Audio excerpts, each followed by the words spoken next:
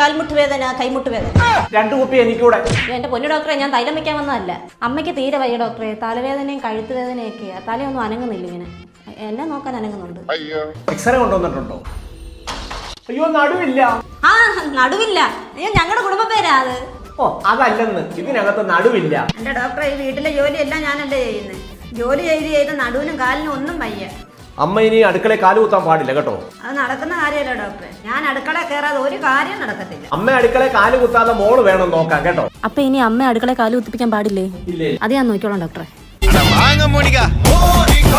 Hello ഡോക്ടറെ, അമ്മ അടുക്കള കയറി. മോളെ, അമ്മ അടുക്കള കയറാനേ പാടില്ല.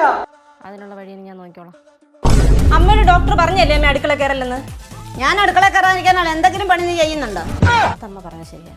അമ്മ വിഷമിക്കണ്ടമ്മേ. അമ്മ അടുക്കള കയറാതിരിക്കാനുള്ള പണി ഞാൻ തന്നെ